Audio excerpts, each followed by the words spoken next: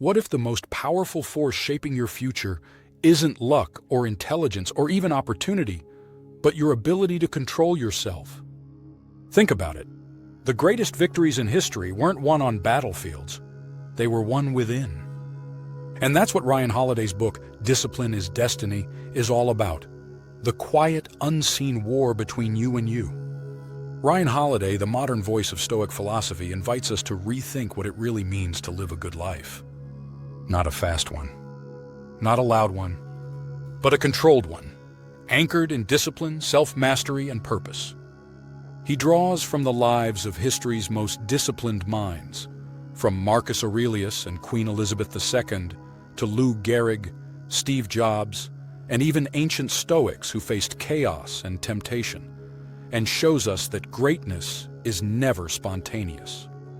It's sculpted one disciplined decision at a time. And what makes this book special? Ryan doesn't talk to you like a distant philosopher. He talks like a friend who's walked through temptation, laziness, burnout, and ego, and come out clearer.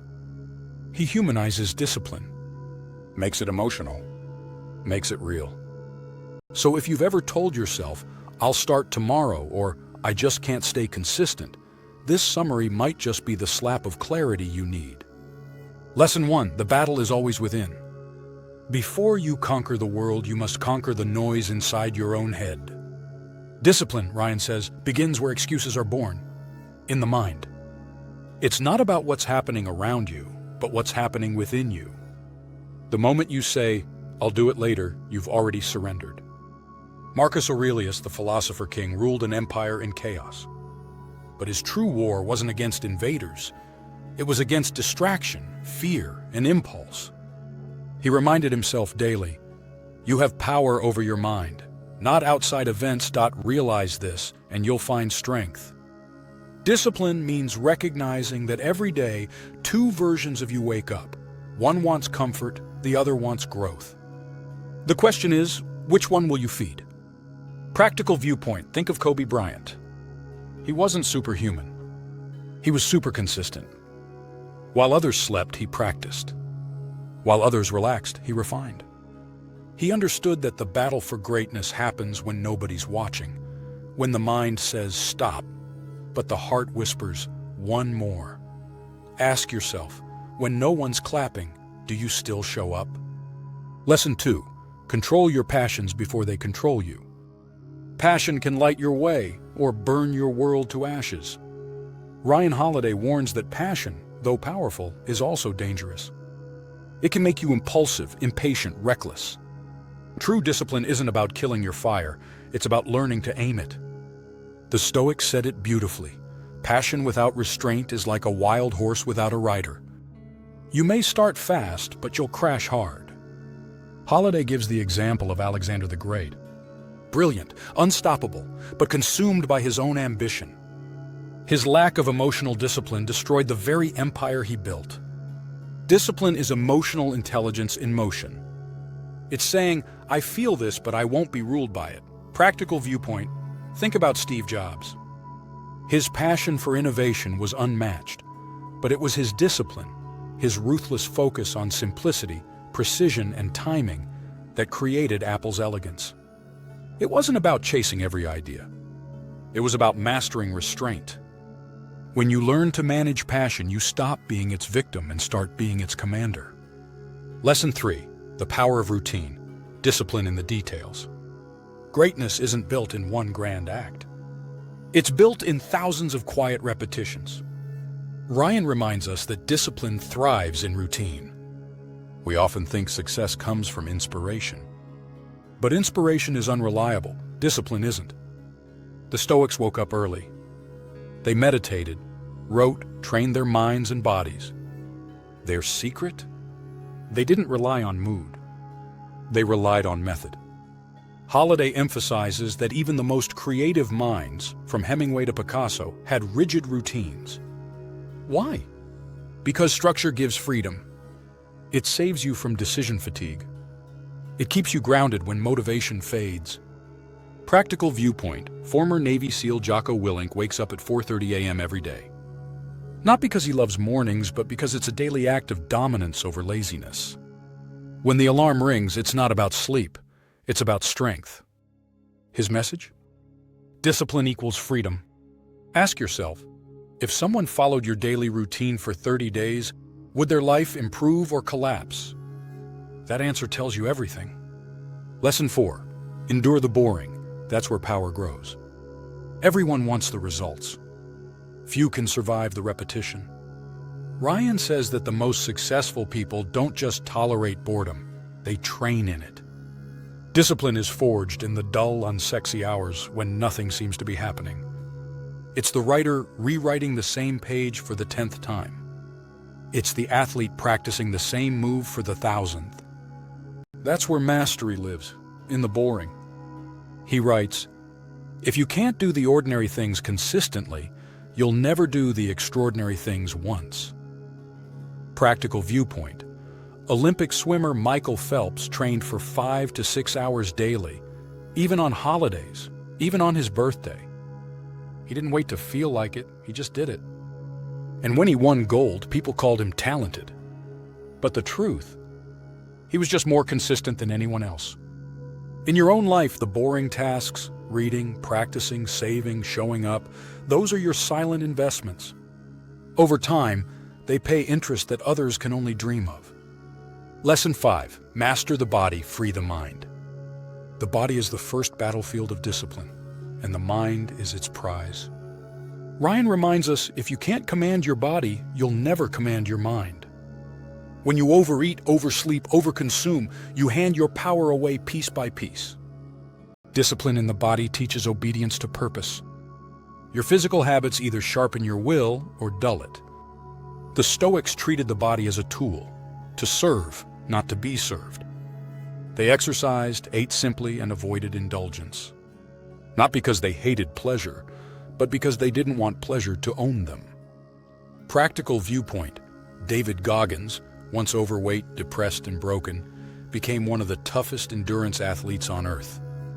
Not by magic, but by mastering his body through brutal consistency. He said, "When your mind tells you you're done, you're only at 40%. Train your body not just for fitness, but for fortitude." Lesson 6. Be humble enough to be taught. Discipline dies where arrogance begins. Holiday shares that disciplined people aren't rigid, they're students for life. Ego is the enemy of discipline because it convinces you that you already know enough. When you're humble, you listen, adapt, evolve. When you're proud, you defend, justify, and stagnate. Ryan points to historical figures like George Washington, who constantly sought advice, read deeply, and never stopped learning, even while leading a revolution. His humility made him disciplined, and his discipline made him a legend. Practical viewpoint. Think about Serena Williams. Even at the top of her career, she still studied tapes of her matches, looked for mistakes, and trained like a beginner. That's not weakness. That's the highest form of discipline, the refusal to stop improving. Lesson 7. Discipline is freedom.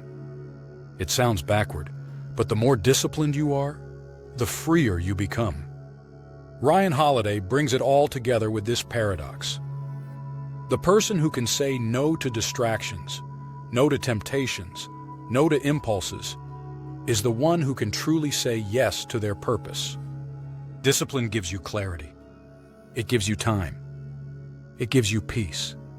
The undisciplined live at the mercy of mood and emotion. The disciplined live by design. Holiday tells the story of Gehrig, who played 2,130 consecutive baseball games without missing a single one. Even when sick, even in pain. He became a symbol of quiet excellence, not because he was loud or flashy, but because he showed up, always. Practical viewpoint. Freedom isn't doing whatever you want. It's doing what you should, even when you don't want to. It's having control, not being controlled. And that's the true destiny of discipline. Lesson 8. Guard your energy like a treasure.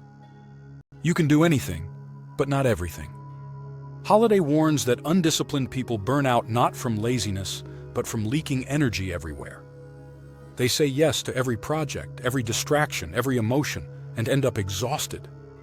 Discipline means conserving your power for what truly matters. It's not just doing more, it's doing what counts. Ryan teaches that you must protect your energy like it's sacred, because it is. Practical viewpoint. Warren Buffett once said, "The difference between successful people and really successful people is that really successful people say no to almost everything. That's discipline, the art of selective focus." So, what drains your energy that shouldn't? Cut it out, and you'll instantly move closer to your destiny. Lesson 9: Discipline is the bridge between goals and growth. Dreams are free. Discipline is sold separately. Holiday explains that everyone has ambition, but only a few have structure.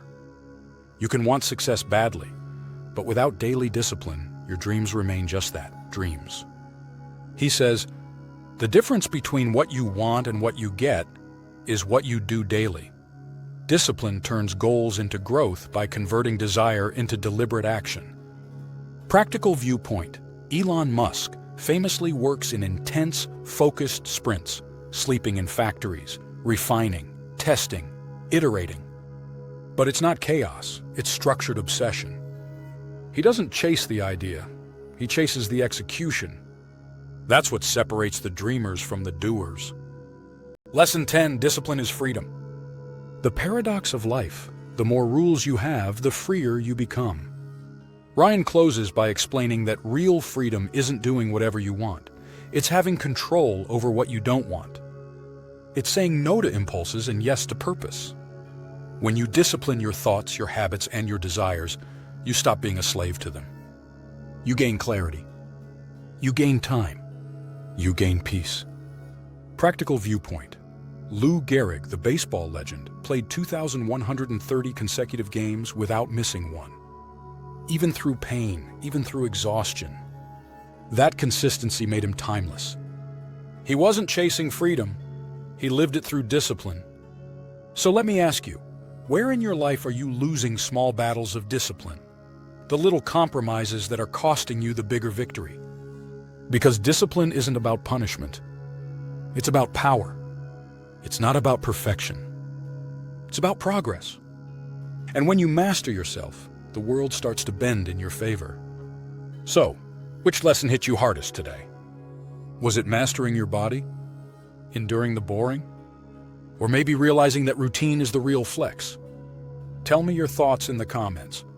I love reading how these insights resonate with people.